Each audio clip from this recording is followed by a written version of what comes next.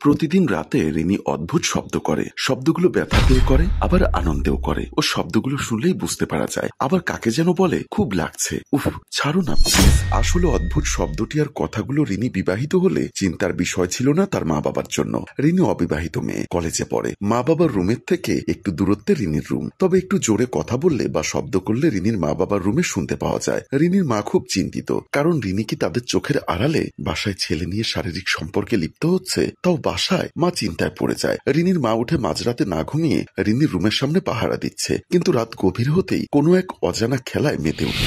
রিনির মা রাবেয়া খুব চিন্তায় পড়ে যায়। দৌড়ে রুমে ঢুকে যান তিনি। মেয়ের রুমে ঢুকে রিনির কাছে গিয়ে মা বলল, রিনি তুই কি কারোর সাথে শারীরিক সম্পর্কে লিপ্ত হোস?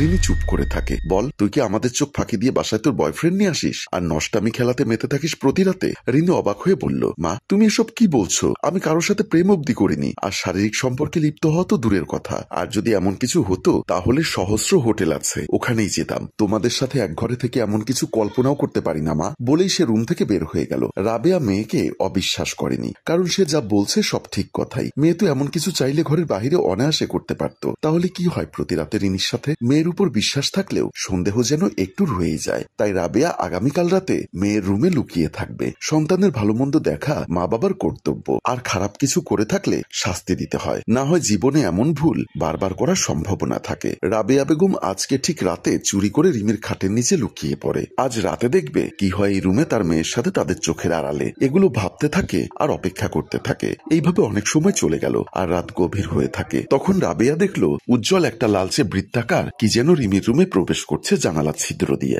এই লালচে বৃত্তটির উজ্জ্বলতা আস্তে আস্তে বেশি হতে লাগলো, আর বৃত্তের আকারও বড় হতে লাগলো। আর এটা যেন লালচে রঙের কোনো বৃত্ত নয়, এ যেন আগুনের তৈরি একটা বৃত্ত। রাবেয়া স্পষ্ট দেখতে পেল না, তবু মেয়ের জন্য তার কষ্ট হলেও দেখার চেষ্টা করছে। আসলে সন্তানের জন্য মা বাবা সবকিছুই করতে পারে। অবশেষে অস্পষ্ট ভাবে দেখলো লালচে বৃত্তাকার জিনিসটা একটা সুদর্শন যুবকে রূপান্তর হয়ে যায়। রাবেয়ার চোখ জ্বলে ওঠে। আর সম্ভব হচ্ছে না তাকিয়ে থাকা, আর চোখ বন্ধ হয়ে আসে, আর সাথে সাথে ঘুম চলে আসে। রাবেয়া গভীর ঘুমে মগ্ন। বেশ কিছু সময় পর রাবেয়ার ঘুম ভেঙে গেল। তাড়াতাড়ি ওয়াশরুমের দিকে চলে যায়। সেখানে দেখে ঘুমন্ত অবস্থায় রিমি বাথরুমে গিয়ে গোসল করে। তবে পানি কখন বালতিতে ভরল, শব্দ হয়নি কেন পানি পড়ার? সে দরজার আড়াল হয়ে যায়। আরও অবাক হয়ে যায় যখন দেখে ঘুমন্ত অবস্থায় রিনি বাথরুম থেকে বেরিয়ে পড়ে, আর সেম কাপড় পরে বেরিয়ে আসে। যে কাপড় পরে ঘুমিয়েছিল এই কাপড় পরে আবার বাথরুম থেকে বেরিয়ে পড়ে। তাহলে ভেজা কাপড়গুলো কই? আর চুলও শুকনো কেন? রাবেয়ার মাথা আর কাজ করছে না। একসময় সেন্সলেস হয়ে পড়ে। রিমির মা রিমির বাবা কামালকে ঘুম থেকে জাগিয়ে তোলে, আর বলে, অফিসে যাবে না? রেডি হয়ে নাও। কিন্তু রাবেয়া, কাল রাতে কি হলো কিছু তো বলো। রাবেয়া বলে, বলবো, আগে অফিস থেকে এসো। রাবেয়া বেগম রিনিকে ডেকে দেয়। রিনিমা, ও মা, আর একটু ঘুমোই, কেন জানি সমস্ত শরীর ব্যথা করছে। রাবেয়া কিছু না বলে রুম থেকে বেরিয়ে আসে। রিনি নাস্তা করে কলেজে যাবে বলে রেডি হতে লাগলো। রাবেয়া বলে, কলেজে আর যেতে হবে না। কেন? হঠাৎ রাবেয়া তার মেয়ে রিনিকে দুটো ঔষধ খেতে দিল। রিনি বলে, মা এগুলো কিসের ঔষধ? রাবেয়া বলল, এটা পেইন কিলার, আর অন্যটা জ্বর না হওয়ার মতো। আমার তো শুধু শরীর ব্যথা, এগুলো কি অবশ্যই খেতে হবে? মাস্ট বি খেতে হবে। রাবেয়া মনে মনে বলছে, সরি মা, তোকে মিথ্যা বললাম, এটা পেইন কিলার, কিন্তু অন্যটা প্রেগনেন্ট না হওয়ার। আর মা তুই জানিস না, কিন্তু আমি তো জানি তোর সাথে প্রতিদিন কেউ শারীরিক সম্পর্কে লিপ্ত হচ্ছে, কিন্তু কে সে? আর তাই চাই না কোনো অঘটন ঘটুক, আর অনাকাঙ্ক্ষিত ভাবে তুই প্রেগনেন্ট হয়ে যাস। বাচ্চার বাবা কি হবে? কি পরিচয়ে বড় হবে বাচ্চাটা? অবশ্য নিজের মেয়ে মা হওয়ার চেয়ে খুশির খবর আর কোনো কিছুতে হয়তো পৃথিবীতে হয় না, কিন্তু মা তুই নিজে তো জানিস না তোর সাথে কি হয়, আর আমিও বুঝতে পারছি না এগুলো কি করে সম্ভব, তাই মিথ্যা বললাম। রাবেয়া এগুলো ভাবতে ভাবতে রিনির রুম থেকে বেরিয়ে আসে, আর রিনি ওষুধ খেয়ে গাটা এলিয়ে দেয়, আর রাজ্যের ঘুম তার চোখে চলে আসে। বিকালে কামাল সাহেব বাসায় ফিরে ফ্রেশ হয়ে নেয়, আর কফি খেতে বসে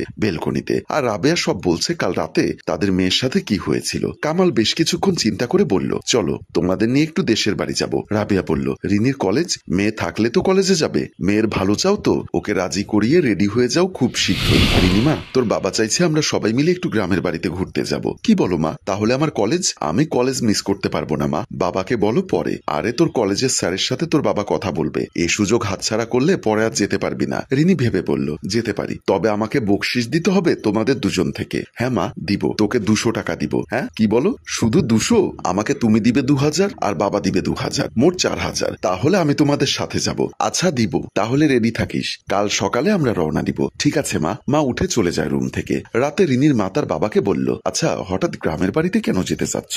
আমাকে তো কিছুই বললে না। আমি এমনিতেই বলছি না রিনির মা, গ্রামের বাড়িতে আমার একজন হুজুর বন্ধু আছে, সে দোয়া কালাম দিয়ে অনেক কিছু সমাধান সমাধান করতে পারে। আমি যতটুকু বুঝলাম আমাদের মেয়েকে ডাক্তার দেখিয়ে কাজ হবে না, রিনিকে কবিরাজি চিকিৎসা করাতে হবে। আমার ভরসা না, বিশ্বাস ও পারবে আমাদের মেয়ের এই সমস্যা সমাধান করতে। রিনি দরজার বাহির থেকে সবটা শুনে হতবাক হয়ে যায়। তার এমন কি হলো যে বাবা মা তাকে না জানিয়ে আমার চিকিৎসার কথা বলছে? তাহলে আমার কি গোপন কোনো রোগ আছে? রিনি টেনশনে পড়ে যায়। আর এখানে ঘোলাটে কিছু প্রশ্ন রেখে আমাদের গল্প শেষ হয়। সম্মানিত ভিউয়ার্স, রিনির সাথে এসব হওয়ার পেছনে কে? এই রহস্য কি কখনো উন্মোচন হবে? এর চিকিৎসা কি? সবটা জানতে আর দেখতে কমেন্ট করুন দ্বিতীয় পর্বের জন্য। গল্পটির ভাবনা ও পরিচালনায় হাশেম রাজু, চিত্রগ্রহণ শিহাব ও শাকিল, প্রযোজনায় মঞ্জুর মোর্শেদ মিউজিক প্লাস। গল্পটি ভালো লাগলে লাইক, কমেন্টস ও শেয়ার করে দিন। ধন্যবাদ।